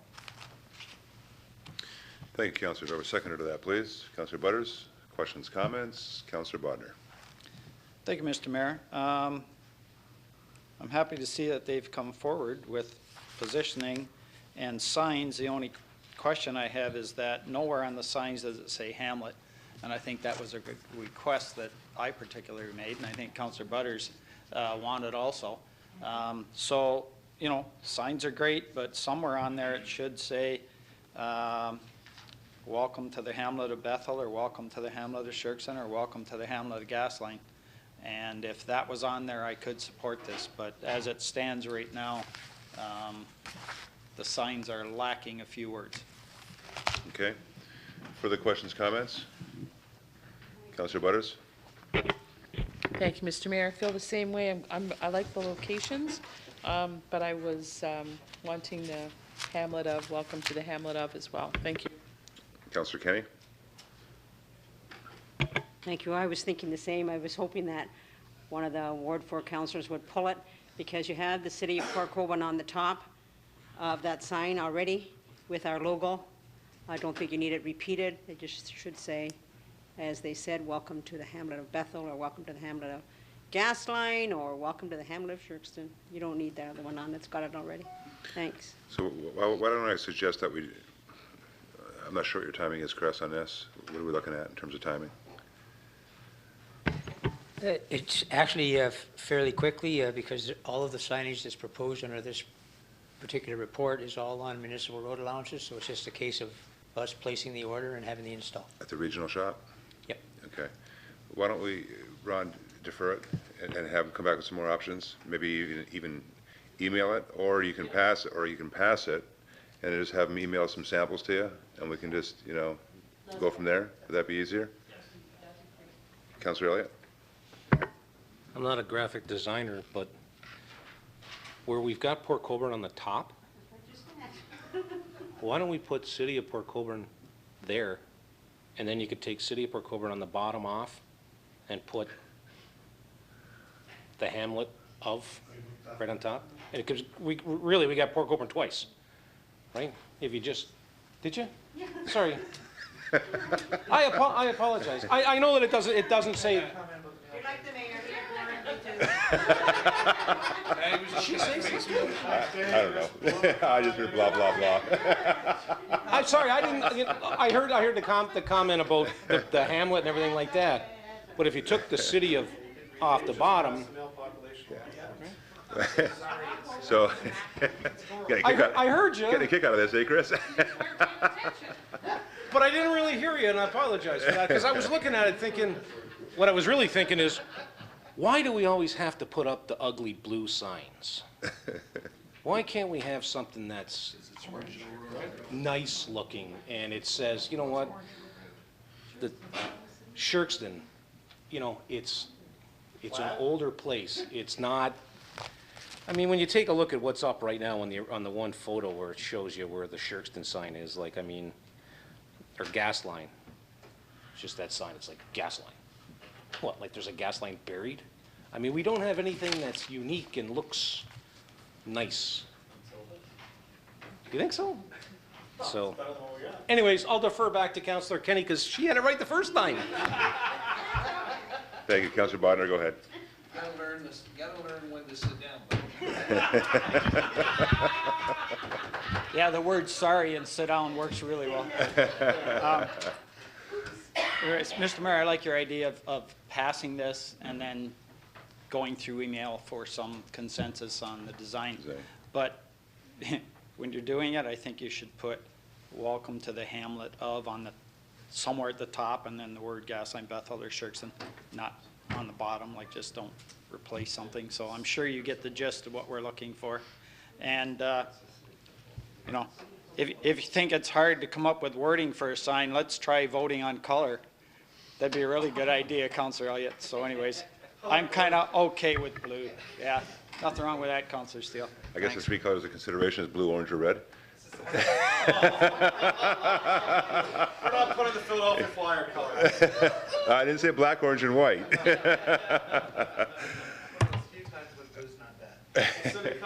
Why don't we look at an amendment to this motion to ask staff to come back with some design options? Councillor Bodnar, do I have a second under that? Councillor Steele? That would be then emailed to council for your consideration. You can give your input back to Chris or staff with those options. So if we can do that first, as per the motion. So the amendment's on the floor. Are there any questions or comments to the amendment? Chris, you're good with that? Any questions, comments? No, that's fine, Mr. Mayor. Great. All those in favor of the amendment? Okay, it's passed. Back to the main motion as amended. Questions or comments to that? Councillor Bodnar, go ahead. The signs that are on Highway 3 now for Gasline, how are we going to get those to look like or say the same wording as this? What's required? What do we have to do? And when would it come forward? Mr. Lee. Through you, Mr. Mayor, to Councillor Bodnar. There's been correspondence done with the MTO currently, and they have what's called their Book 8, which has a designation and a sign style. It picks the fonts and everything for you and the color. They give you very little choice whatsoever. It's the negotiation process on what we can actually put on that sign, and they're very limited on what they allow us to put on it. So these sign mock-ups that you see currently that all the discussion has been about in the last few minutes is actually similar to the MTO proposal from their Book 8 with a few modifications. The big modification on these is actually putting the city of Port Colborne. The MTO would not allow us to do that right now. So in our correspondence with the MTO, we will try to have as much on that sign as possible related to a hamlet. Right now, they're not indicating that that's a possibility because of their regulations under this Book 8 that they enforce province-wide. That being said, the timing on that will have to be determined by funding because there's an application process involved, which this account does not have funding for, to the MTO, which we would then have to budget extra funds for, and then have the signs produced by them.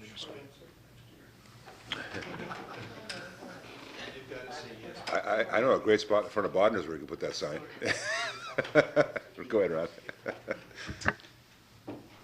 I don't know what that, sorry, I didn't get a timeline on that, but it sounded like forever. So Counselor Danch and I with a couple of drills and a piece of plywood and some, we'll fix that.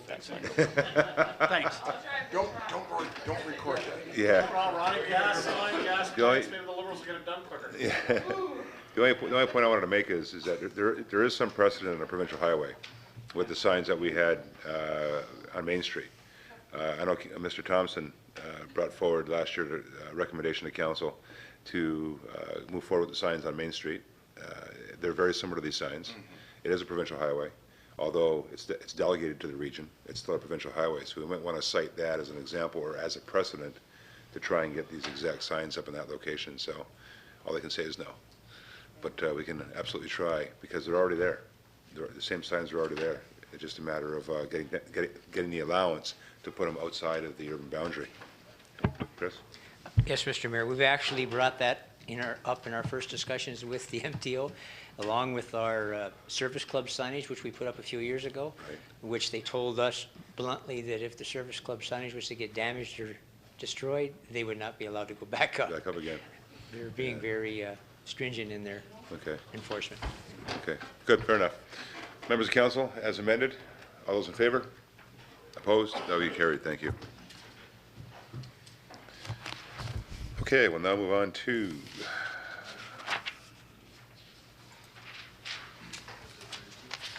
oh, geez, I thought we had another one back over here. Yeah, I think it's 27. I think that's the next one, it's the last one. Thought we had one in between there. You guys are good. Councillor Demery, item 27. Thank you, Mr. Mayor. That the City Council hereby supports the Welland Heritage Council and Multicultural Centers of submission under the Status of Women Canada Call for Proposals, Opening Doors, Economic Opportunities for Women. The theme, Improving Prosperity for Immigrant Women. That a letter of support of this project be provided to the Welland Heritage Council and Multicultural Center, and that a councillor be appointed to serve as the City of Port Colborne's representative to attend the Welland Heritage Council and Multicultural Center stakeholder meetings. Thank you. Just a correction to that. This is item 26, not 27, as the addendum's 27. Okay, because we had a duplicate on the agenda, as the clerk mentioned earlier. Okay. Correct? One of the addendum items actually lifted. Well, that was the one you wanted lifted, Ange, it's 27? So you didn't want 26 on here? Okay, gotcha, okay. Please, Councillor Butters, any questions or comments? Councillor Demery? Thank you, Mr. Mayor. I just would like to volunteer to be the councillor appointed. You sure about that?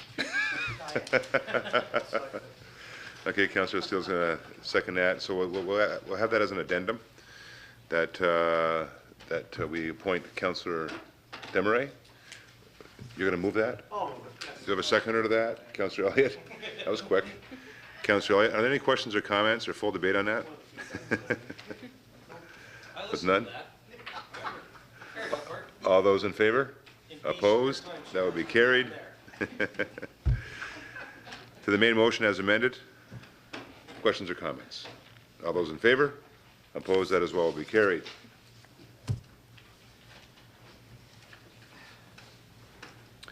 Okay, I just wanted to highlight actually the Town of Fort Erie's request for support on the Canadian Motor Speedway.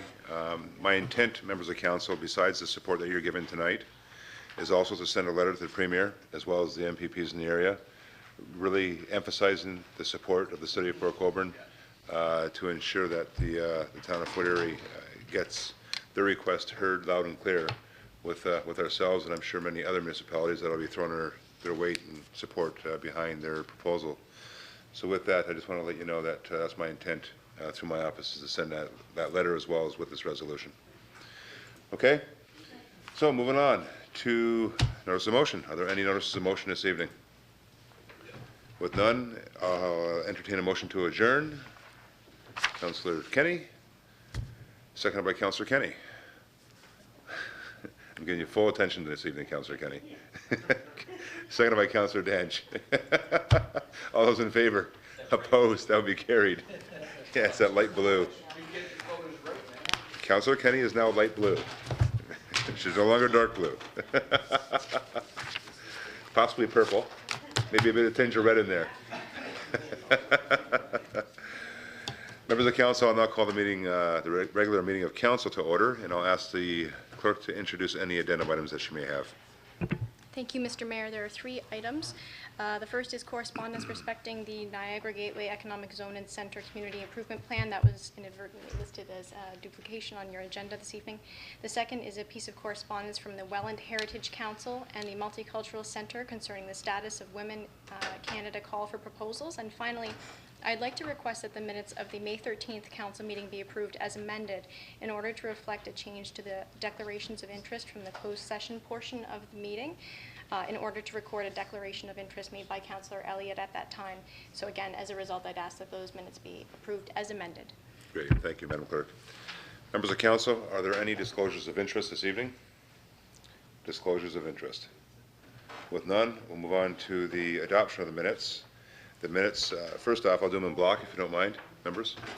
We have, first off, the minutes of the 15th meeting special of council dated April 29th, 2013.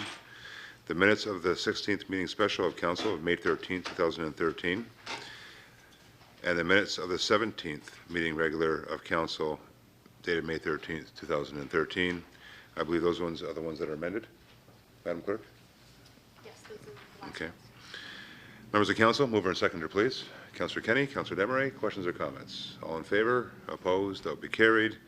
We'll now move on to items requiring a separate discussion.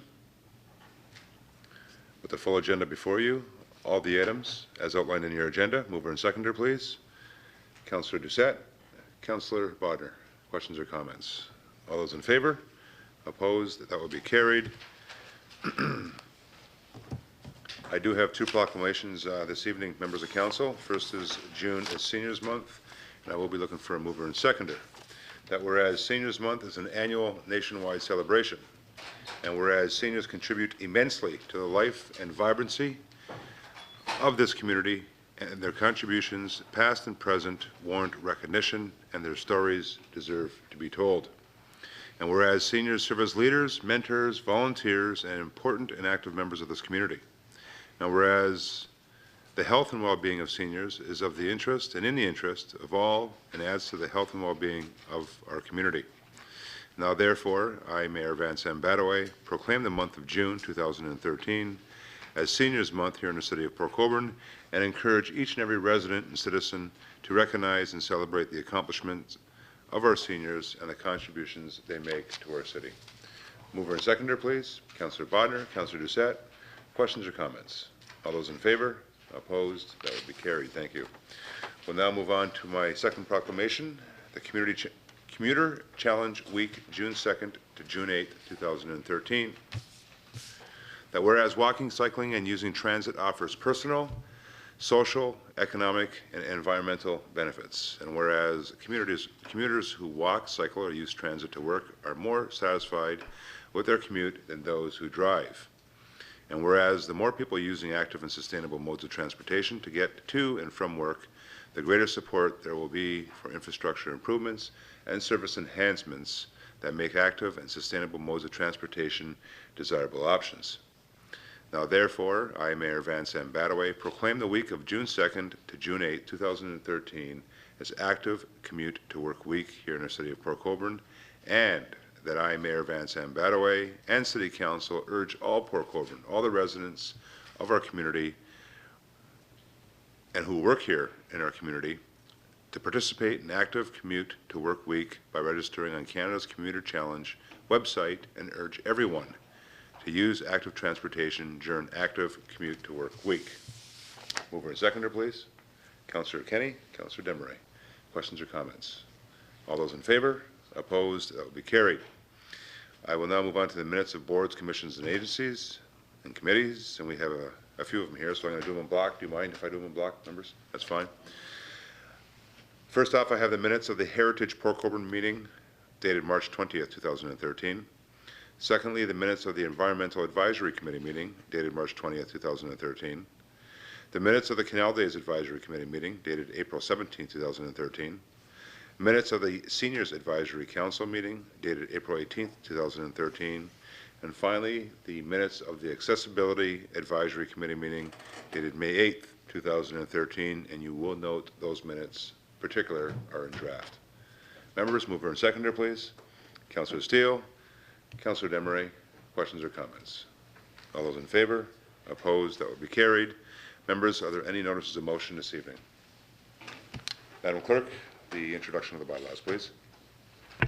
Thank you, Mr. Mayor. That the following bylaws be read 3 times and finally passed. Bylaw 59556113, being a bylaw to authorize entering into an agreement of purchase and sale with Synergy Stamping, Inc., respecting Loyalist Industrial Park, Lot 30, Concession 3, and to repeal bylaw number 59465213. Bylaw 59566213, being a bylaw to authorize entering into a contract agreement with CTC Contracting regarding tender 2013-7, citywide sidewalk construction.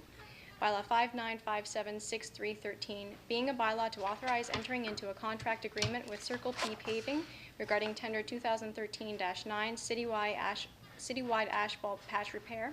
Bylaw 59586413, being a bylaw to provide authority for the City of Welland to prepare a drainage report for the construction, repair, and improvement of the portion of the Browns Tap drain situated in the City of Port Colborne, and the inclusion of any branch drains into one combined report. Bylaw 59596513, being a bylaw to amend bylaw number 43101462, a bylaw prescribing on and off-street parking for persons with disabilities within the City of Port Colborne.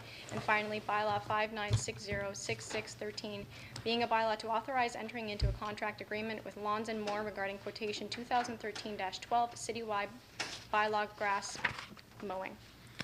Thank you, Madam Clerk. Mover and seconder, please. Councillor Danch. Councillor Demeray, questions or comments? All those in favor? Opposed? That will be carried. Madam Clerk, confirmatory bylaw, please. That the following bylaw be read 3 times and finally passed.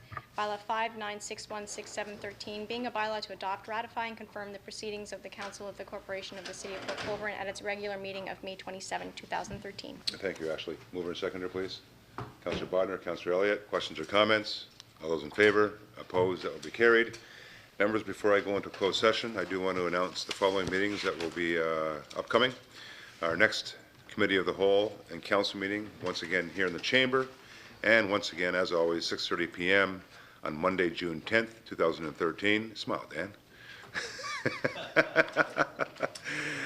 Following that June 10th meeting, we have a meeting on June 24th, once again here in the Chamber, 6:30 p.m., Committee of the Whole and Council.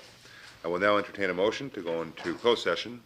That Council do now proceed in camera in order to address the following matters. A, Confidential Chief Administrative Officer, Special Projects and Corporate Strategic Initiatives Report, 2013-04, respecting a potential acquisition of land pursuant to the Municipal Act 2001, subsection 2392C, a proposed or pending acquisition or disposition of land by the municipality or a local board.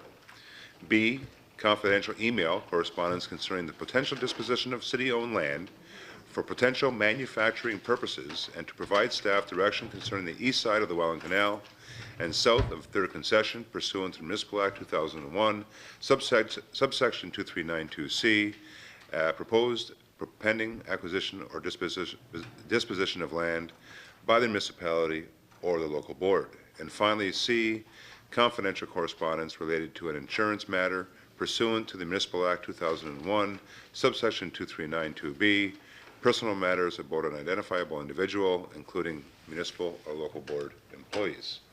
Mover and seconder, please. Councillor Kenny and Councillor Steele. Questions or comments? All those in favor? Opposed? That will be carried. Have a wonderful week.